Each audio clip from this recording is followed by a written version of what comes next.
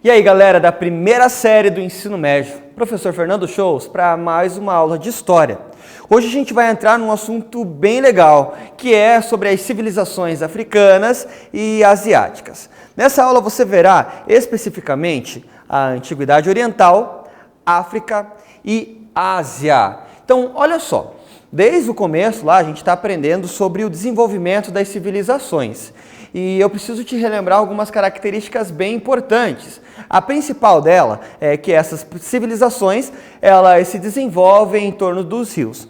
Lembra que lá no Egito é em torno do rio Nilo, na Mesopotâmia do Tigre e o Eufrates, e agora a gente vai falar aqui das civilizações na África e na Ásia, tá? Tranquilo? Então, ó, vem comigo aí, pega o seu livro e pega o seu caderno para você anotar que a gente vai estudar um pouquinho sobre a Antiguidade Oriental. Para isso eu vou precisar definir algumas coisas, então acompanha comigo aí na sua tela.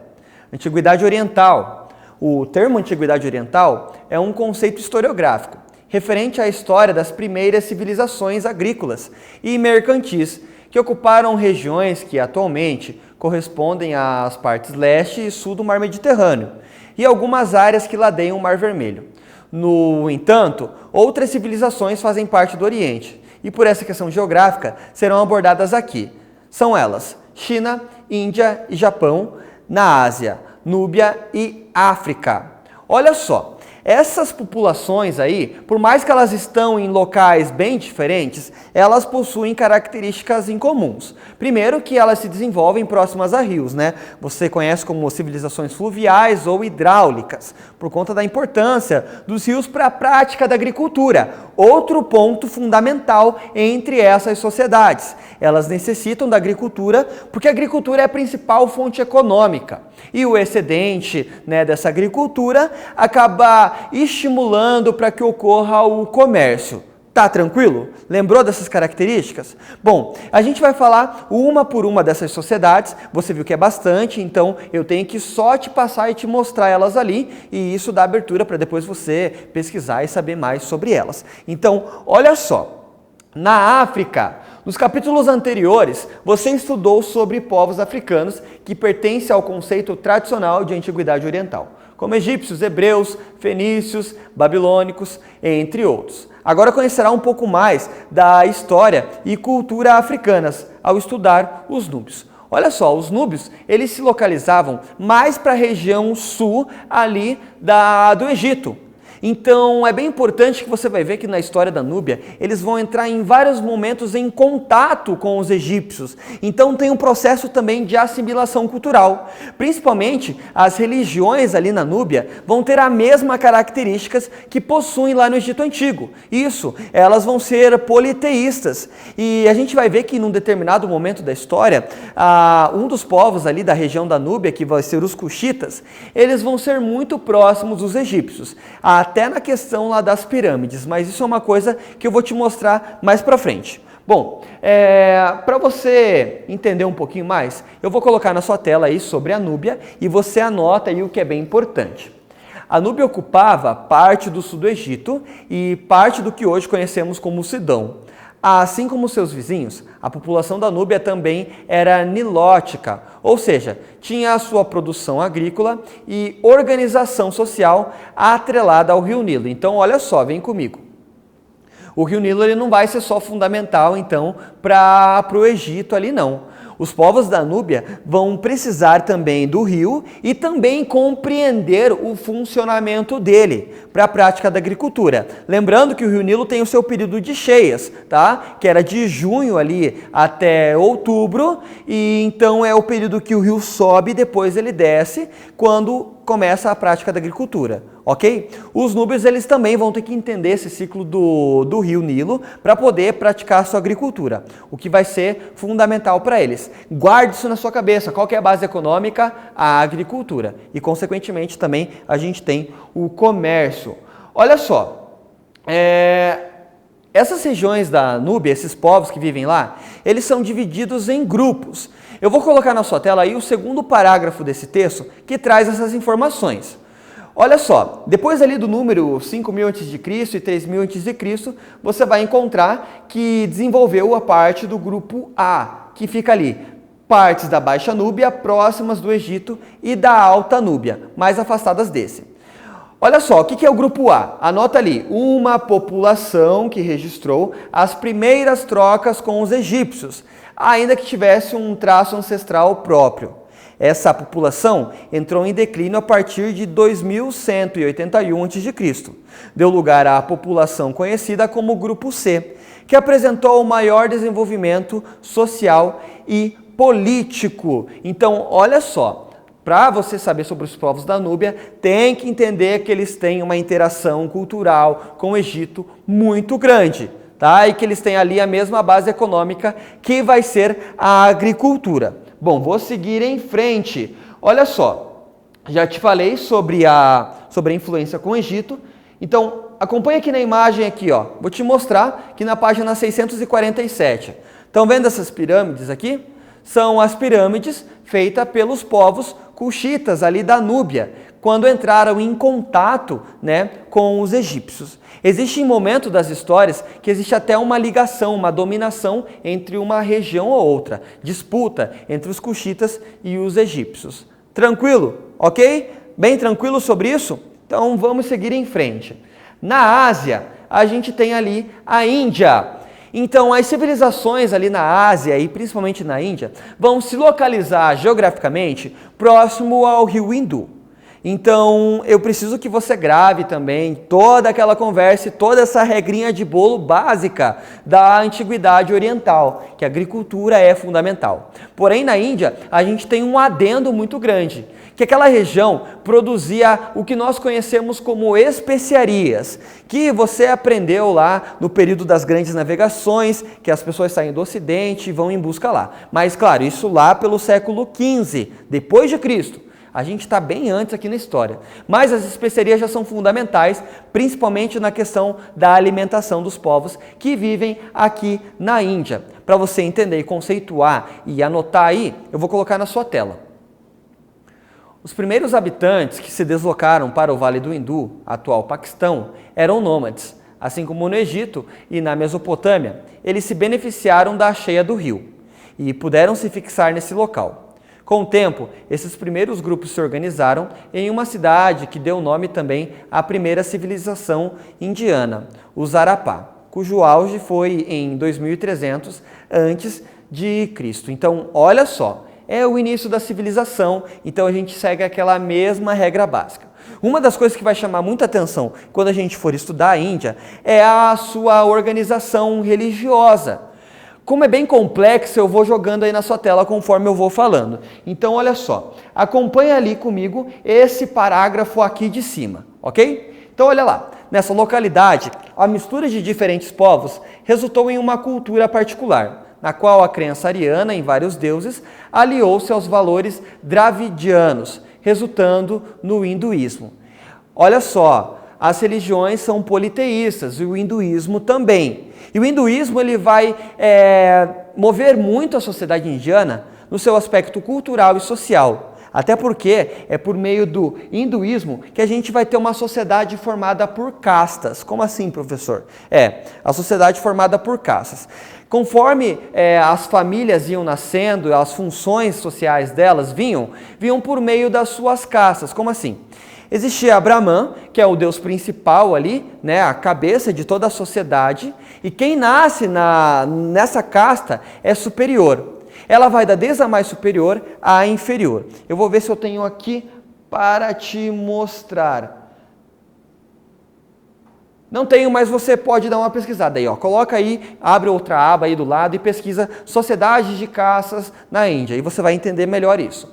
Ou seja, é muito parecido com uma sociedade estamental. Se uma pessoa ela nasce numa casta, ela deve morrer naquela casta. Não existe mobilidade social. Acredita-se que a organização social da sociedade indiana, ela era regulamentada pelos deuses. Ou seja, se você nasceu numa família de brahmanes, você nasceu privilegiado, ok? Bom, olha só, essa sociedade de casta ela vai existir na Índia até 1940, quando por lei vai ser proibido. Mas a cultura é tão forte lá que esses traços e essas ligações por castas permanecem por conta dos seus traços culturais até hoje. Tranquilo, então? Seguimos em frente. Outra religião muito importante dessa região é o budismo, tá? O budismo ele surge quando um homem chamado Siddhartha Gautama, quando tem os seus 34, 35 anos de idade, ele chega num momento de elevação espiritual. Como assim?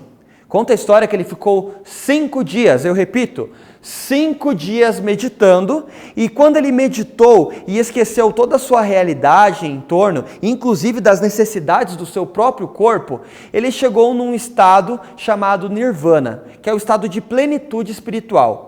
Então, Buda ele acaba ensinando, o Siddhartha Gautama, que depois vai ser chamado por Buda, ele vai passar essa ideia de que as pessoas devem buscar a sua elevação espiritual por meio de meditação, por meio de reflexão, e é muito importante você saber que Buda ele não é reverenciado no budismo como um deus, tá? Ele é apenas uma pessoa que trouxe luz para as outras, segundo o que o budismo ensina.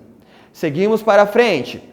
A China, para a gente estudar ela, é um pouquinho complicadinho, tá? Por conta do seguinte, existem várias dinastias, e essas dinastias, elas vão se desenvolver na história uma após a outra. Eu vou te localizar primeiro geograficamente, tá? Então, olha só. A China ela vai se localizar perto aqui do rio Huanghe, então nós vamos ter várias cidades. Como eu te falei da questão das dinastias, acompanha ali, ó. Terra da dinastia Shang, é o que está de verde. Apogeu da dinastia Zhou. Expansão da dinastia Qin. Expansão da dinastia Han. E as muralhas da China. Olha só, a base da vida nessa época continua sendo a agricultura. E existem muitos conflitos entre esses povos. Os chineses, por vários momentos, vão entrar em conflito com os povos da Mongólia e com os povos da Manchúria. Por conta disso, em algumas dinastias, vai ocorrer a construção dessas grandes muralhas para proteger a sociedade desses invasores ali. Bom, olha só, para você guardar bem isso, eu vou passar aqui para você, deixa eu ver, a questão da organização social. Acompanha aí na sua tela. A história chinesa é organizada em dinastias, em uma extensa sucessão que será aqui apresentada resumidamente. Em 2020, em 2200, a China passa pela sua primeira unificação, com a fundação da dinastia Xia, que organizou exércitos e iniciou a construção de muralhas à volta das cidades e palácios. Em seguida temos a dinastia San ou Shang, e Zhou ou Zhou. Com esses governantes, a civilização chinesa atinge grande desenvolvimento. Uma grande massa de trabalhadores rurais, em sua maioria analfabetos, compunham quase toda a totalidade da população chinesa. Eles atuavam para os senhores feudais e precisavam trabalhar para sustentar a si, aos fidalgos e aos senhores e pagar impostos reais que também recaíam sobre esses grupos. Então veja que a sociedade chinesa também se organiza ali. Tem um imperador, existe uma nobreza e esses trabalhadores aí que acabam pagando impostos para poder cultivar os seus alimentos. Tranquilo então? Posso seguir em frente? Olha só. A dinastia ali, a Shi Huangdi, promove uma verdadeira revolução entre os chineses. Ele unifica os pesos e medidas, assim como a escrita. Volta aqui comigo. Bom, para facilitar também o comércio e todo o desenvolvimento da cidade, durante essa dinastia chinesa que ocorre a padronização dos pesos e medidas, assim como o desenvolvimento da escrita, que é chamada como logograma. É aquela escrita chinesa onde cada símbolo significa uma palavra. Tranquilo? É bem importante você saber que a cultura chinesa ela é milenar. Então, você conhecer os logogramas permite você ler textos lá desde o passado até do presente. Pouca coisa se alterou conforme o tempo foi passando em questão à escrita e principalmente em questão à cultura. A cultura é muito valorizada. Por isso, ela é passada de gerações a gerações e os chineses prezam muito por essa preservação da cultura deles. Ok? No Japão, então olha só, a história do Japão tem início em 8000 a.C., no Neolítico, quando os primeiros habitantes desenvolveram a cerâmica, feita à mão. Vem dela os potes criados, o nome desse período, Jomon, nesse período as pessoas se organizavam em pequenos grupos, desenvolvendo uma cultura mais complexa. Olha só, o Japão também vai ter uma cultura agrícola e lá vai ter vários aspectos culturais também muito parecidos com os da China, só que tem as suas particularidades também. Muito importante ali no Japão vai ser o cultivo do arroz, tá? Mas aqui a gente entra numa diferença entre Japão e China. Acompanha aí. Diferente da China, que mobilizou grande número de pessoas para o trabalho no campo, a partir do governo centralizado, no Japão, a organização se deu a partir da formação de pequenos estados ou reinos. Relatos chineses, por vezes, se referem ao Japão desse período como o local dos 100 reinos. O Japão também recebeu diversos imigrantes do continente China e Coreia, especialmente no sul, que trouxeram consigo técnicas de tecelagem e de costura e a criação do bicho da seda. Então, olha só, aqui a gente vê essa diferença que a gente tem vários estados e cidades ali que vão ter os seus governantes no Japão. Tranquilo quanto a isso? Bom, existem várias partes aqui, detalhes sobre a história que eu vou precisar que você leia e vá anotando aí. Eu vou te indicar aqui, ó, sobre a reforma Taikuan. Por meio dela, distribuiu-se terra para os cidadãos livres, todos os homens passaram a ser cidadãos, súditos do imperador, e o poder das autoridades locais enfraqueceu diante do poder central. Então, olha só, por conta disso, também o Japão vai ser um dos primeiros locais que vai elaborar uma constituição. Eu sei que pode estar parecendo meio rápido isso daqui, é muita informação, porque nesse capítulo nós temos muitas civilizações. Então é necessário talvez que você veja esse vídeo por partes, tá? Então estuda um, marca, depois estuda outro, marca, vai dando um pausa aí que não tem problema nenhum. Ok? Bom, para a gente finalizar aqui, a gente vai falar sobre história e sociedade. Ao estudarmos as sociedades antigas, podemos perceber o quanto a humanidade se transformou na contemporaneidade e se diferencia em seus costumes e tradições. É algo a se pensar, pois ocorreram mudanças profundas nas sociedades ao longo da história. No entanto, ainda podemos encontrar, em pleno século XXI, características culturais preservadas das sociedades antigas. Olha só, lembra quando eu falei da Índia lá, do regime de castas, que até 1940 foi proibido, mas por ter uma raiz cultural muito forte, ela existe até hoje? Bom, essa é uma reflexão aí que você pode fazer nessa parte do seu livro aí. Eu sei que foi muitas civilizações, foi meio rápido, mas é o tempo que eu tenho, tá, pessoal? Você pode expandir esse conteúdo utilizando as nossas plataformas, tá? E os nossos materiais, como o nosso livro, a plataforma Sai, eles te ajudam a você expandir esse conteúdo aí. Bom, eu espero que você tenha gostado dessa aula e para a gente finalizar esse conteúdo aí, eu vou te passar algumas atividades. Você pode realizar as atividades da página 653 e 654. Eu agradeço a sua atenção, eu sou o professor Fernando, até a próxima.